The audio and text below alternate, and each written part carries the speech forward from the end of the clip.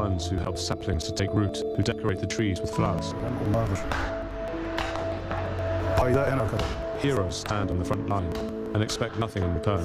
The epics don't start with them, but end with them. He's a published poet with 15 collections of verse to his name. Writing is his passion. But butchery pays the bills, bringing in around $1,100 a month to support his family. Of course, juggling the two is very difficult. It's like having two personalities.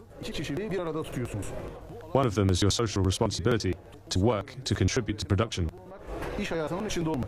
And the other is to create emotional and behavioral models, and to be at the service of the people. I'm invited for dinner with Tamer, his wife and 4 sons. The eldest is in university, the youngest is a baby. Is this the 8th generation of butchers? He is like 7th generation, yes? Like 7 generations back, his father's father. And then stop. So none of the 4 kids are going to be butchers. Tamer's got something to show me. His collected works. Oh, you've got the nose. Oh, fantastic. Come on, he's all by you. Come on, this is fantastic. But their hearts are like coals in a burner. They live like dervishes, modest, silent, and inconspicuous. I'm not a poet. You are the poet.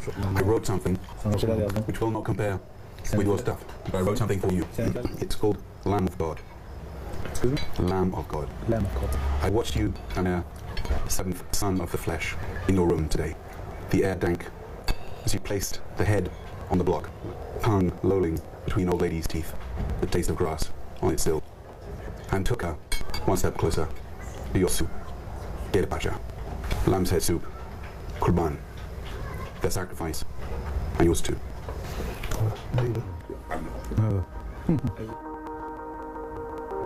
The end of a long day. Time at last to write.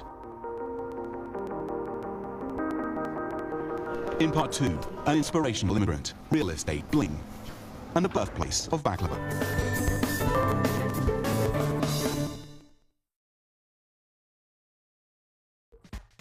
Hello, I'm Paddy O'Connell from Weekend World. Each week we find the best programmes here on offer on BBC World News, and we meet the people who make them. We also meet you and other viewers who get in touch via our global forum, bbcglobalminds.com. Weekend World, it's a two-way conversation. The Bottom Line is the business conversation programme for those who are not professionals in business. You will find it interesting, even if you are, but it's really for anyone who wants to know what makes business tick. So why not join me, Evan Davis, for the Bottom Line here on BBC World News. I'm Katty Kay. The US presidential candidates have been campaigning for months. Now we have to wait for the voters to decide. Will President Obama win a second term, or can Governor Romney unseat him and take the keys to the White House? Join BBC World News right here for live coverage on Election Day. It is finally here, Microsoft's attempt to conquer the tablet world. This week, Click looks at Windows 8 and asks whether it's too little, too late. That's Click, this week on BBC World News. Zhang Jingqiu is one of the stars of China's silver screen, winning a cult following for work that ranges from art house to action movie. But she grew up believing that she was too shy ever to act. I thought becoming an actor should be somebody who's very outgoing. Her story is on the next programme. A rapidly expanding global population means we're all going to have to build a lot more buildings. What we build, where we build, and how we build will affect us all. Join me, Adam Shaw, as we look at the future of construction with Horizons on BBC World News.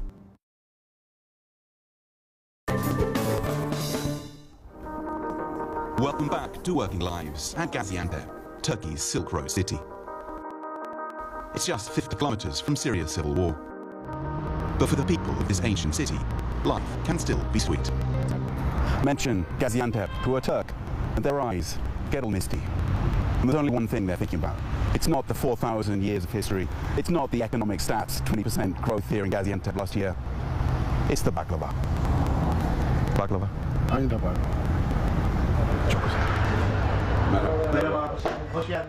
Gaziantep, they claim, is baklava's birthplace. And I'm going down into the baklava holy of holies. Baklava means Gaziantep, and Gaziantep means baklava. If you haven't tasted baklava here, you have never tried baklava. Levent Aktaş has been making baklava since he was 15, and today's a normal day, up at 3:30 a.m. to supervise every one of the 11 steps to baklava heaven.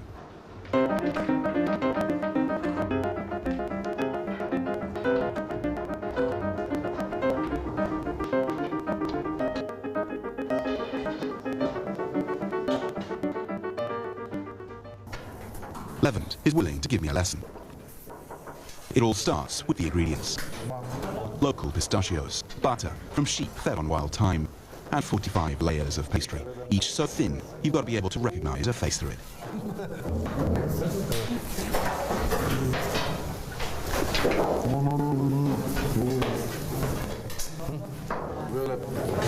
One at a time, this is the skill.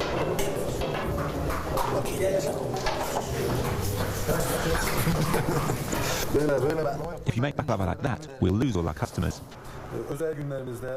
It's a part of us. On our special days, when we're celebrating or commiserating, it's always with us.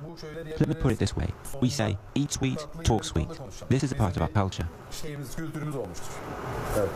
And here it is, the finished product, 400 glorious calories apiece. So it's like it's a health catastrophe, but it's a social superfood. It's not a sweet, it's a technology for bringing people together. Social networking, Gaziantep style.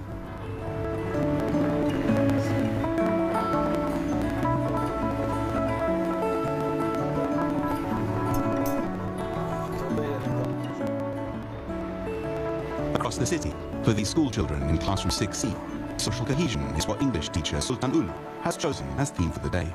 Can you guess why he hasn't got any friends? Yes, please. Because he's different. Fabulous. Good idea. Sultan is head of the department. She's got 2 children, one of them at the school. Okay, hold on.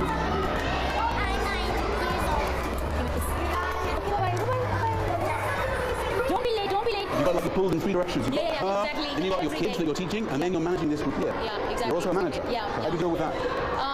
If you have a strict schedule, if you're just strictly follow your schedule, so everything will be fine, I think.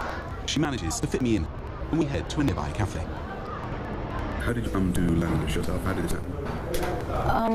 Maybe it's because when I was 7 years old, I used to live in Pakistan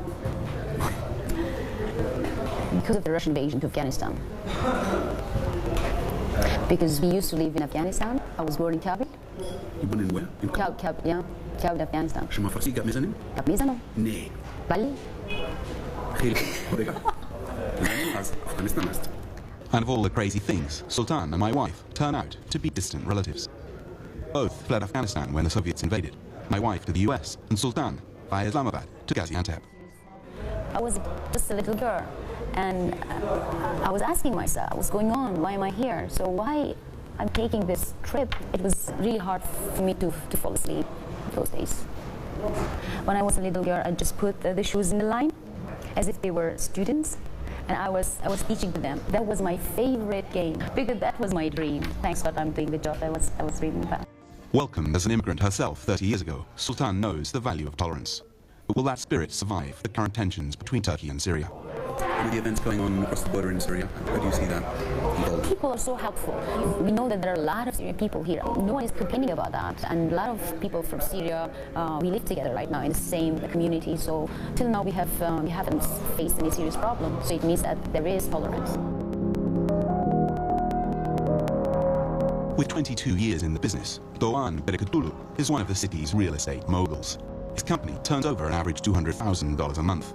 This isn't an office, it's a temple of home ownership. This is quite an extraordinary place. So how did this all happen? I wanted to create an environment in which I could feel happy and relaxed. I wanted to make myself and my employees feel better. His market, la crème de la crème. Yeah, baby. So tell me about this one. This is for our exclusive customers who don't want to be seen downstairs. We use this room for high-value purchases. For example, you are not allowed here, Leo. I think I just got dissed. Big time. I'm not taking this. I asked to see the best property he's got.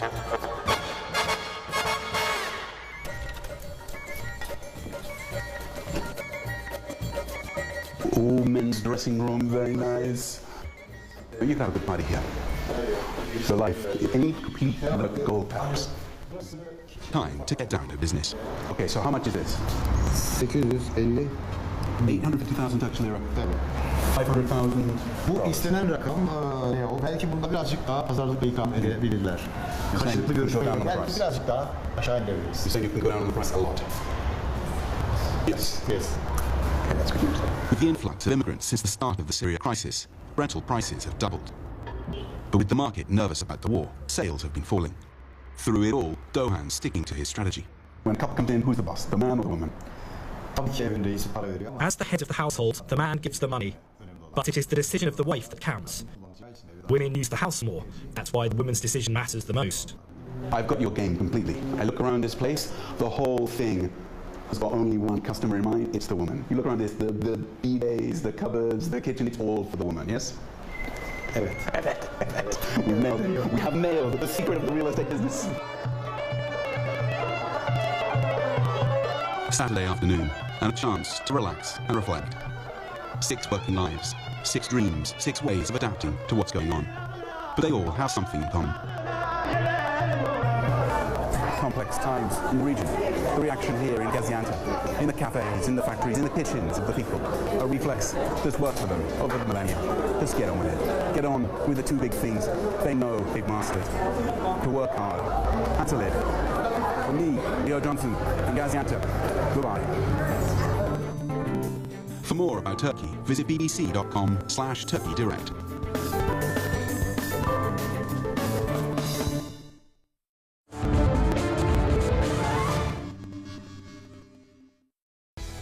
Take a fresh look at a nation. Change is what everyone's whispering. Thousands of people have been lining the streets here tonight. This is a little different. Direct combines programs and features to spotlight one country.